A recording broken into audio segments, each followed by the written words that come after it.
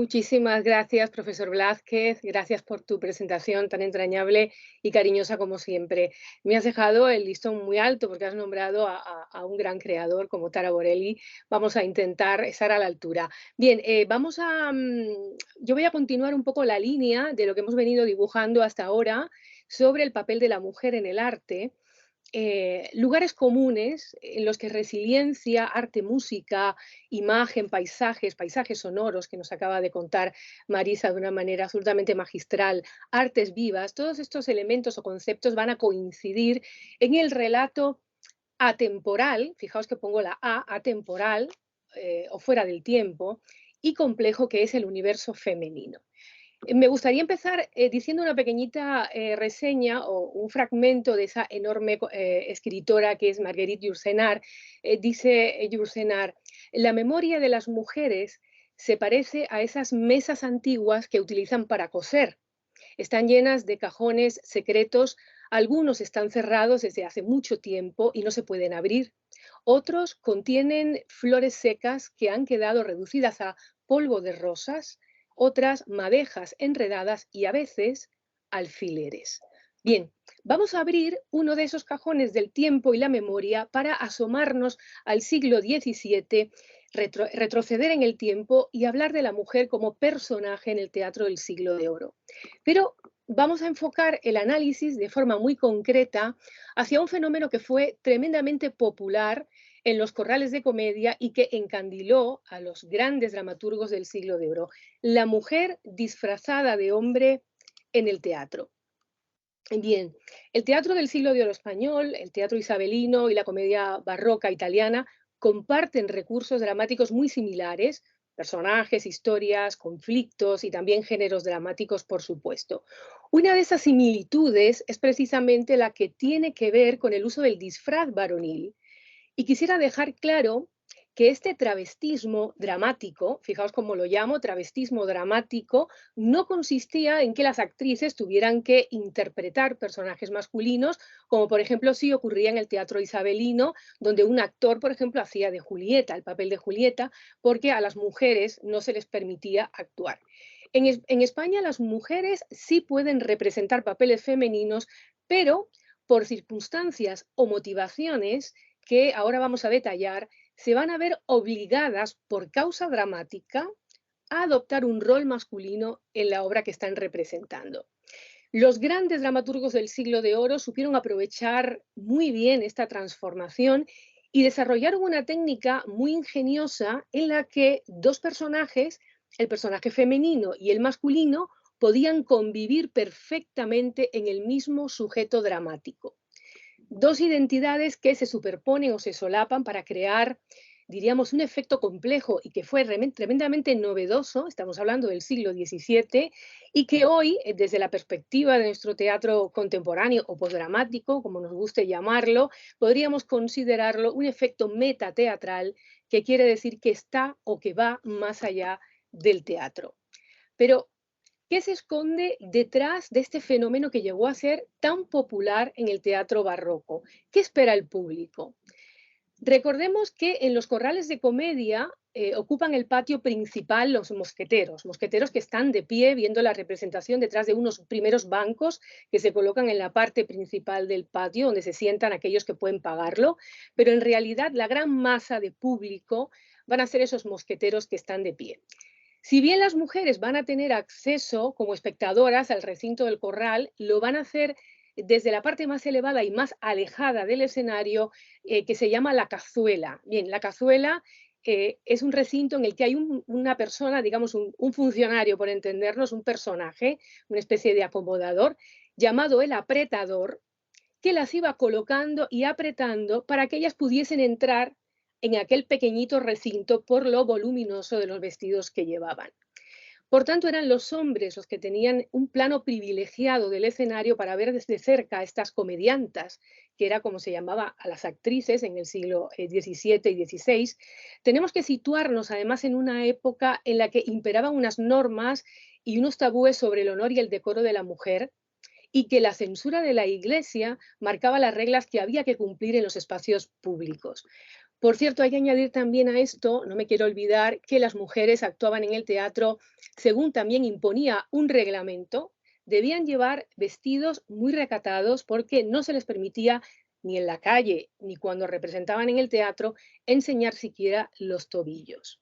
Así que podemos imaginar el revuelo que causaban estas transformaciones cuando los espectadores se amotinaban en el patio del corral para ver cómo aquellas actrices se despojaban de sus vestidos de dama y se quedaban en calzas o en mallas completamente masculinas. Bien, como hemos dicho antes, es hacia finales del siglo XVI que se permite a las mujeres subir al escenario para interpretar eso que llamamos papeles de género en el ¿verdad? teatro español. Es Lope de Rueda, actor, autor, precursor del teatro del siglo de oro, quien de forma, digamos, primigenia va a utilizar el recurso del disfraz. También lo va a hacer Cervantes, en concreto en 7 de sus obras.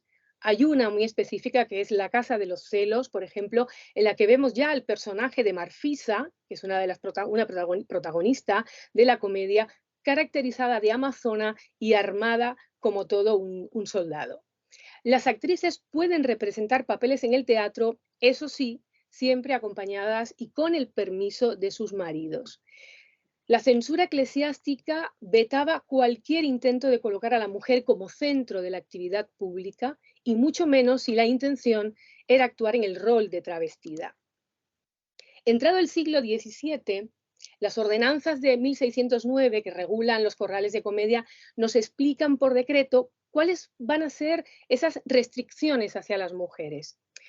Las mujeres, por ejemplo, dicen no pueden salir de hombres a escena, ni llevar trajes escotados y que para mayor recato se les coloque una tabla en el escenario para que el público no pueda verle los pies. El padre Juan de Mariana, en su tratado contra los juegos públicos de 1609, también dice, literalmente lo podemos leer en la diapositiva, que las mujeres no deben salir en las comedias a representar porque estas mujeres no solo hacen personajes de mujeres, sino de soldados también, de rufianes y de esclavos, vestidas a la manera de los hombres, que es mayor perversidad. A pesar de las críticas de estos censores morales y también literarios, porque, a ver, los haylos, que veían en esta tendencia un prejuicio moral, las actrices acomodaron el vestuario y también los accesorios de la escena a las exigencias de esos enormes dramaturgos que escribían comedias para ellas, y cuanto mayor era el desafío, más popularidad tenían sus interpretaciones. Pensemos en el enorme reto, por ejemplo, que era interpretar, además de dama, además de hacer el papel de dama, todo tipo de papeles, galán, soldado, esclavo, paje, bandolero, mosquetero, príncipe, en fin. Todos estos papeles dicotómicos, que podríamos llamarlo así, se convirtieron lógicamente en clichés, pero es Lope de Vega, nuestro gran autor del siglo de oro, junto a Calderón de la Barca, quien reconoce abiertamente la popularidad del efecto escénico y llega incluso a dedicarle unos versos en el arte nuevo de hacer comedias, que como sabéis es ese gran aporte teórico del teatro del siglo de oro al teatro universal. Y Lope dice, lo podemos leer también, las damas no desdigan de su nombre y si mudar en traje sea de modo que pueda perdonarse, porque suele el disfraz varonil agradar mucho. Esto ya nos da una idea de la popularidad y de la importancia que tiene el efecto en la obra de los dramaturgos del siglo de oro. Hay muchos estudios críticos sobre este tema. Algunos hablan de que hay 113 comedias de Lope que hacen uso del disfraz varonil, es decir, casi la cuarta parte de la obra de Lope, por ejemplo, El acero de Madrid, El alcalde mayor o Las bizarrías de Belisa, que es una de las más populares. También Tirso de Molina se especializó en este tema, empleó este recurso dramático en 21 de sus comedias, entre ellas algunas muy conocidas como Don Gil de las calzas verdes, El vergonzoso en Palacio o Bellaco sois Gómez, de la que también hablaremos un poquito después. Además de Lope y de Tirso, la lista de comedias y de autores va a ser inmensa, como vemos en la diapositiva. He puesto las obras y los autores porque son muchos para citarlos. Pero para entender por qué en el siglo XVII, de manera sistemática, los autores más populares utilizan este recurso de la mujer vestida de hombre, Vamos a plantear dos factores para que lo entendamos de una manera muy sencilla. Por un lado, está el hecho que tiene que ver con el espectáculo mismo, con el efectismo visual del cambio de roles, la transformación de la mujer en hombre y el gusto de un público mayoritariamente masculino, como ya hemos dicho, que además de diversión, quiere ver a sus actrices favoritas haciendo estos papeles. Y hay también un trasfondo económico en todo esto, porque evidentemente todo lo que es popular es también recaudatorio. En 1598 se pide al rey Felipe II que levante las restricciones que habían echado el cierre a todos los teatros de la comedia, de comedias de España, como una reacción por el luto a la muerte de su hija Catalina Micaela. En ese texto en el que se pide al rey que por favor libere estas restricciones para retomar el pulso de la actividad teatral en los corrales de comedia, en este texto, aunque se dice que las mujeres no deben vestir como los hombres, ni los hombres deben ponerse ropas de mujer en las comedias, se matiza lo siguiente. Puede haber moderación, mas no se puede del todo prohibir, pues es muy cierto que a veces es paso forzoso en la comedia que la mujer huya en hábito de hombre, como en sagradas y auténticas historias de estos reinos está escrito. Fijaos, el detalle de la expresión paso forzoso va a ser la excusa perfecta para que los empresarios teatrales, que estaban absolutamente en la bancarrota por el cierre de sus teatros, encarguen a los dramaturgos que escriban esas comedias y en esas comedias personajes de mujeres travestidas en hombre, siempre por supuesto con una excusa justificada, entre comillas, para eludir la ley. Las comedias de estas características se pagan bien, el público aplaude, la recaudación paga impuestos y todos están contentos. Otro fenómeno, derivado quizá de esta llamada compulsiva a escribir este tipo de comedias, es el que afecta a la propia arquitectura teatral, el procedimiento del cambio de sexo a través del traje como, diríamos, causa-efecto desde el punto de vista dramático. El uso del disfraz, ¿qué hacía? ¿No? Fabricaba el enredo, complicaba el argumento y este aspecto técnico, la complicación del argumento, va a ser el soporte indispensable de la comedia nueva que plantea Lope de Vega en el Siglo de Oro. El enredo hacía volar la acción, haciéndola extraordinariamente dinámica y la imagen también, permitía al personaje hacer más de un giro dramático, una especie de salto mortal que pasaba de mujer a hombre y de hombre nuevamente a mujer. Y todo esto con el ingrediente del desenlace, claro que aunque es esperado, porque ya sabemos que en el barroco la convención no permite que el autor se salga de la norma, esos temas de honor, monarquía y religión que eran incuestionables, pero sí permitían al autor jugar al engaño, al despiste, al efectismo visual y sobre todo a generar expectativas en un público abierto y muy receptivo a todo tipo de tramoyas y juegos de ilusión. En resumen, la ambivalencia prodigiosa entre la maquinaria técnica de la puesta en escena y la palabra en verso. Pero ¿de dónde salían estos personajes tan populares y tan aplaudidos? ¿Dónde encuentran la inspiración nuestros dramaturgos del Siglo de Oro? Bien, esas fuentes proceden de la cultura italiana del Renacimiento, de la novela pastoril, de la lírica, que viene de los cantares del cancionero de Petrarca, pero también del relato epopéyico, que habla de las mujeres guerreras, mujeres soldados, amazonas, que podían ser más feroces que los hombres en la batalla. Todo este imaginario permitió a los dramaturgos recrear una nueva ficción a partir de personajes femeninos que en algunos casos habían sido personajes muy reales. Por ejemplo, uno de los más populares y refundidos en las diferentes comedias fue la monja alférez. Realmente su nombre era Doña Catalina de Erauso. Primero novicia, o sea, monja, luego militar de alto rango, pendenciera, pasional, disfrazada de hombre toda su vida y recreada por Pérez de Montalbán en esa comedia magnífica que se titula La monja alférez. Tenemos también el ejemplo de la escritora feliciana Enríquez de Guzmán. Lope de Vega la elogia como prodigio en su texto Laurel de Apolo, cuando la recuerda como una mujer que tuvo que vivir como un hombre para acceder a los estudios.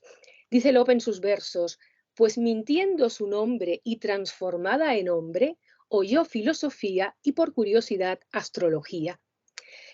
En resumen, se trataría de modelos vivos que sirven como punto de partida para imaginar otros caminos teatrales para estos personajes interpretados por mujeres que rompieron el arquetipo femenino de la época. Esta inquietud, y me parece interesante traer estos dos personajes importantes, esta inquietud del disfraz masculino también tuvo dos grandes seguidoras en las letras barrocas, aunque parezca un poco complicado de entender. Sor Juana Inés de la Cruz quiso que su madre, y eso está constatado en las cartas, que su madre la enviara a México disfrazada de hombre para poder acceder, como lo hacían los hombres, por derecho de género, a los estudios universitarios. Y Santa Teresa, que nos cuenta en el libro de la vida cómo después de leer tantos libros de caballería, ella soñaba con disfrazarse de hombre para acompañar a su hermano como un hombre más a convertir infieles. Bien, esta transformación de la mujer en el rol masculino es un recurso dramático, sin duda alguna, ya lo hemos visto, pero si vamos un poquito más allá de la dimensión textual, vamos a ver la repercusión del efecto en las convenciones de la propia puesta en escena. Vemos en los personajes determinados atributos físicos y morales, y uno de ellos, muy importante, va a ser el propio vestuario como máscara que activa esa acrobacia del travestismo como efecto visual de la escenificación.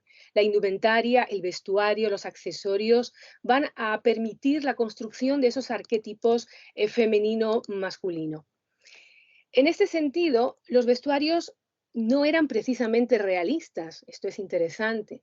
Por ejemplo, el vestido de bandolera de Clorinda, que describe Lope en El loco por fuerza, parece más un diseño para una comedia musical, que pudiéramos ver en cualquier teatro de la Gran Vía, que para una comedia popular del Siglo de Oro. Y leo la acotación exactamente como Lope lo plantea. Salen Leonardo y Clorinda de bandoleros. Ella con una gorra o boneta con piezas y una pluma grande, de capa de sayal con aforro de tela o primavera con vuelo de punta, un tajelí con muchas lazadas de cintas de colores y 2 o 3 pistoletes. Pero es Tirso, el dramaturgo, que más importancia va a dar a este tema de la transformación del rol a través de la indumentaria. Tirso nos da absolutamente todo tipo de detalles y notas para la escena, cómo a través del traje y ante los ojos del espectador se tiene que producir esa transformación mágica. Volvemos a la obra Bellaco Sois Gómez, de la que hablé antes. Aquí tenemos un ejemplo muy claro que nos permite entender cómo pudo ser ese efectismo visual en el momento de la transformación vista ante el público. En la tercera jornada de Bellaco Sois Gómez, doña Ana, vestida de cuajadera. Cuajadera es una vendedora ambulante que iba por la calle vendiendo cuajadas. Aparece doña Ana y así nos la presenta Tirso en la obra Bellaco Sois. Sale doña Ana de cuajadera, toca de rebozo hasta la nariz, sombrero, mangas y fundillas blancas, enaguas de cotonía, delantal con pliegues blanco, una olla de cobre en una cesta, cubierta con unos manteles que lleva en una mano y en la otra un cucharón de hierro. ¿Qué estamos viendo? Evidentemente la imagen grotesca, exagerada, burlesca de un personaje popular ataviado con el atuendo que requiere su profesión femenina, ¿no? Pero un poquito más tarde, doña Ana empieza a quitarse las prendas de mujer y va a hacer esa transformación magnífica de mujer a hombre sobre el escenario delante del público. Y os leo cómo Tirso describe esta transformación que suponemos que así exactamente tuvo que ser representada. Doña Ana quita la toca, desnuda lo de mujer, trae la espada debajo del vestido, a la espalda atada con el tajalí, queda en cuerpo como un hombre, saca de la cesta la capa y la guarnición de la espada. Pero ahora, para ir un poco acotando todo, vamos a ver en qué casos vemos este uso del disfraz varonil, porque también, como todo en el Siglo de Oro pertenece a una convención, también hay unas razones o hay unos temas o unos hilos temáticos por los cuales se puede producir esta tipología del disfraz masculino. ¿Cuáles son esas causas dramáticas según el canon barroco? Primero, la más importante y repetitiva. Cuando una dama abandona su hogar para seguir a su amante o su esposo, cuando el personaje femenino se lanza a vengar ultrajes, mujeres ultrajadas, cuando la mujer se ve obligada a huir para evadir castigos o peligros que amenazan su vida, cuando su carácter excesivamente varonil armoniza más con el vestuario masculino, Cuando una dama de espíritu inquieto y aventurero se engalana con el disfraz varonil para lucir caprichosamente su valentía, o cuando las actrices tienen que hacer el papel masculino porque representan a un jovencito, a un adolescente o a un imberbe. Todas estas situaciones argumentales no se van a dar de una manera única y aislada, por supuesto. Va a haber un poco de todo eso en las obras, de manera que todas estas situaciones las vamos a ver de manera entrecruzada en la comedia barroca. Hay patrones dramáticos y psicológicos que se repiten en toda la dramaturgia del siglo de oro, pero tenemos que explicar primero, y esto es importante, que el concepto de mujer varonil en los siglos XVI y XVII no era considerado un insulto, sino un mérito.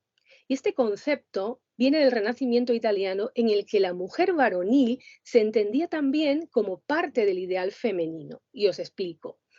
Jacob Burckhardt nos dice que en el contexto de la cultura italiana del Renacimiento, el mejor elogio que se le podía hacer a una italiana notable del siglo XV era decirle que tenía un espíritu y un alma varonil.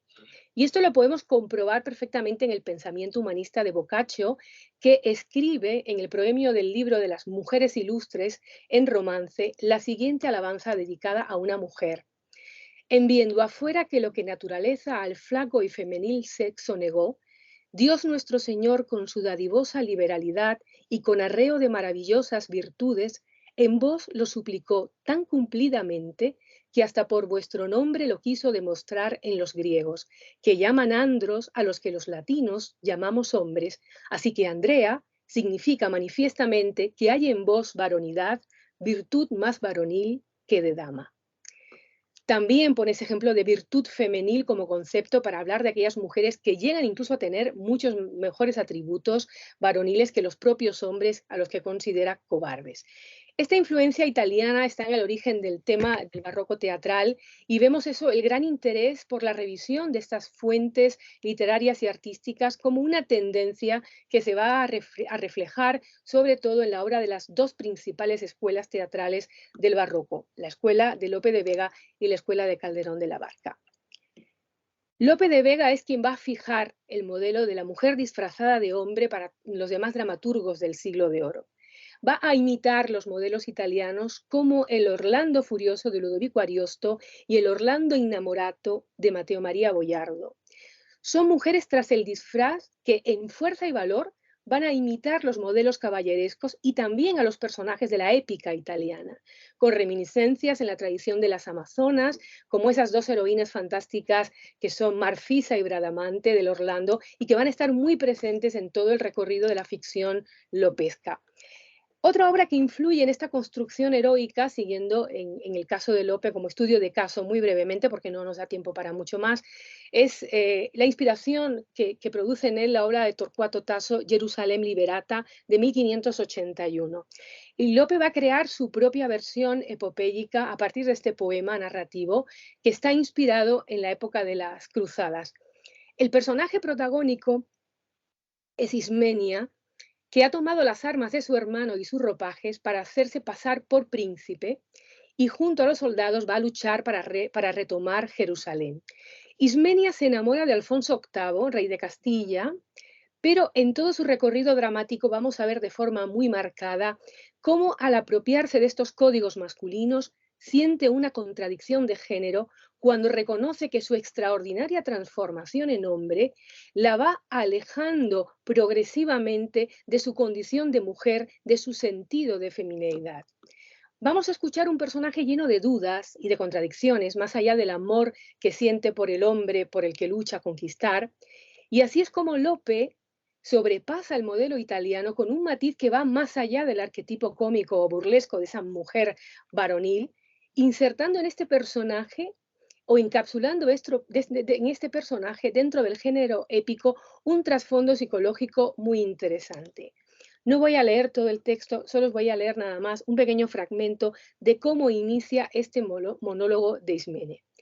Yo misma soy el imposible mío, que cuanto más procuro fama y nombre, más firmo la opinión de que soy hombre. Es absolutamente fantástico el poema. Para continuar y para ir cerrando, Calderón también utilizó en sus obras el recurso de mujer, no querría solo referirme a la escuela de Lope, también Calderón es muy importante, aunque Calderón se va a separar de las normas establecidas por Lope con respecto a ese efectismo visual como recurso, porque sabemos que de las 105 comedias suyas, solo 7 nos ofrecen ejemplos de mujeres disfrazadas de hombre. Quizá el escaso uso de este efecto dramático y espectacular se debe, en el caso de Calderón, muy probablemente a la religiosidad, como sabemos, del dramaturgo y a las normas eclesiásticas que censuraban abiertamente el empleo de este recurso en el teatro. De manera que el efecto del disfraz se verá en Calderón de una manera, diríamos, velada, como pasando de soslayo por encima del tema sin dejar a la vista estas transformaciones tan espectaculares del teatro de Lope y de Tirso. Para ir cerrando la charla, me gustaría destacar el papel de las comediantas. Cómo no, la popularidad de estas mujeres hizo que muchas actrices se especializaran en este tipo de representaciones y de papeles tan complejos. Francisca Baltasara fue una de las actrices que interpretó papeles masculinos.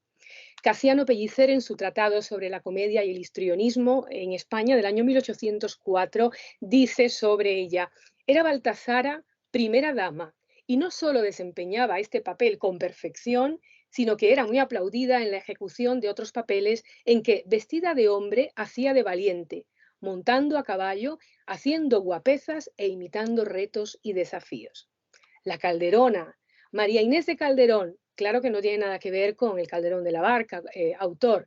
María Calderón debutó en el Corral de la Cruz en el año 1627 y fue casi más famosa por sus amoríos con el propio rey Felipe IV, con el que tuvo un hijo bastardo, quizá que por su propio desempeño como actriz en el Corral de Comedias. Bárbara Coronel, de las grandes comediantas del barroco, de ella también dice Pellicer: la Bárbara Coronel domina de igual talante al hombre más arrogante y al más fogoso corcel. El capricho es la razón de mujer tan agresiva y no es nunca equitativa, aunque sabe equitación. Josepa Vaca, la gallarda, así la apodaban por su desparpajo, también su belleza, se labró un nombre dentro de la comedia de la época. El propio Lope le hace una loa por su interpretación en Las mocedades de Roldán, diciendo: comedia que en las mías escribí a devoción del gallardo talle en hábito de hombre, de la única representanta, Josepa Vaca, digna de esta memoria, por lo que ha honrado las comedias con las gracias de su acción y la singularidad de su ejemplo. Micaela Fernández fue otra gran actriz de referencia, de la que también Pellicer alaba su capacidad. Dice: fue comedianta ambidiestra, esto es, tan excelente en hacer damas como en hacer galanes. Aunque Agustín de Rojas de Villandrando, en su Viaje entretenido, donde hace la historia de la comedia del Siglo de Oro, describe este fenómeno escénico y literario del Siglo de Oro de una manera muy, muy curiosa, se refiere a las mujeres comediantas, y con esto termino, de la siguiente forma. Dice Agustín de Villandrando en su Viaje entretenido: eran las mujeres bellas, vestíanse en hábito de hombre y bizarras y compuestas a representar salían. Con cadenas de oro y perlas, sacábanse ya caballos a los teatros, grandeza nunca vista en este tiempo.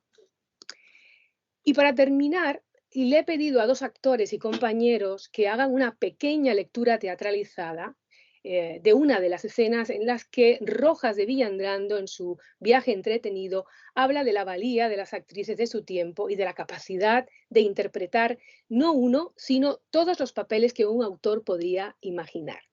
Estos 2 grandes cómicos de cartel son Miriam Lorenzo en el papel de María y Rey Montesino en el papel de Rojas. Bien, como he pensado que por la conexión podía retardar un poco la manera en la que podía proyectarse esta lectura, hemos hecho una pequeñita grabación en un vídeo para ver esta pequeña escena. Yo os presento a María y a Rojas, 2 actores, como veis, que van a echar la loa, que es una pieza breve, en una representación. Rojas cree que María solo puede hacer papeles de tonta, de ángel, de niño o de dama, pero ella demuestra que puede representar más papeles que él con unos pocos elementos de vestuario y, eso sí, mucho ingenio. Vamos a escucharles. Señor Rojas. Señor Rojas. ¿Sí? Ahora, señor Rojas, quiero, si licencia queréis dar, mi buena loa a empezar. Hágase allá. ¿Cómo es eso? Que se entre luego volando, que la loa he de decir. ¡Ea! ¿No se acaba de ir? Mariquita, ¿estás burlando? Acabemos. No se va. ¿Qué dices, niña? Que acabe y pues tan poquito sabe que se entre al momento allá que la loa he de decir. ¿Quién, niña? Yo, niño. ¿Tú? Sí, niño de Belcebú. Basta que me haces reír. Pues tú, ¿qué puedes hacer? Mucho más que él. Poco a poco. Digo que el hombre está loco o lo quiere parecer. Más allá de ángel o dama, de un niño o de algún capón, ¿qué has de hacer tú? Gentil razón para detrás de una cama. Sepa que yo puedo hacer, mientras de aquesta edad gozo, el ángel, el niño, el mozo, el galán y la mujer. Y el viejo, que para hacerlo, y otras figuras que haré, una barba me pondré y ansí habré de parecerlo. El pobre, el rico, el ladrón, el príncipe, la señora. Anda, que eres habladora. Pues oiga y deme atención, que yo he de probar aquí todo lo que puedo hacer y luego habemos de ver las muestras que él da de sí. Vaya de ángel. ¿Qué ángel va? Sansón, Sansón, esfuerza que Dios te vuelva tu fuerza. Eso de ángel, bueno está. Va de dama. ¿Dama? Sí. Hola, Hernández. Hola, oís. Corred volando, don Luis, que se llegue luego aquí. Bueno está, va de galán. ¿De galán? Ansí lo haré. ¿Qué haces? Desnúdome. ¿Hay más gracioso ademán? Oiga, amigo, no se asombre que el galán tengo de hacer. Cuando dama, de mujer. Y cuando galán, de hombre. Va de figura. Señora, a vuestra gran discreción humilla su corazón este esclavo que os adora. Tened de mi mal memoria, que mueva amor mi desgracia, y no pierda vuestra gracia, pues no alcanzo vuestra gloria. Bueno está, va de un ladrón o de un rufián arrogante. Ya va de un hombre matante. Señor Rojas, atención. Amaine, señor Garrancho, no se entruche con la Iza, que es muy godeña marquisa la Guimara de Polancho. Que le cortaré las nares si más con ella se entreva, y le quitaré una greba con sus calcorros y alares. Válgame el diablo cangrejo, ¿quién te enseñó germanía? Óigame, por vida mía, ¿qué falta más? Falta el viejo. Deme una barba. Aquí está. Que para mí la guardé. Enseñe y la pondré. ¿Está buena? Buena está. Enemiga de honra, de aquí estos caducos días, muévanse ya mis porfías, pues no te ablanda mi honra. Señor padre, no me afrente con tan extraño rigor, que siento más su dolor que no él mis desdichas siente. Vuesa merced no me culpe, que si a su hija he servido, es para ser su marido y eso solo me disculpe. Epílogo bueno, a fe. Ve aquí el galán, dama y viejo. Ahora en sus manos dejo que empiece vuesa merced. Haga pues lo que le toca. Dime tú lo que he de hacer. Digo que haga una mujer, puesta que ésta saya y toca. ¿Yo mujer? Pues él mujer, Pues ¿cómo con barbas puedo? luego con victoria quedo. A lo ya echado de ver. Digo que verdad ha sido. En fin, señor, yo vencí. ¿Qué dice? Digo que sí. ¿Está contento? Y vencido, Pues por vencido se da, llegue y béseme esta mano. de muy buena voluntad.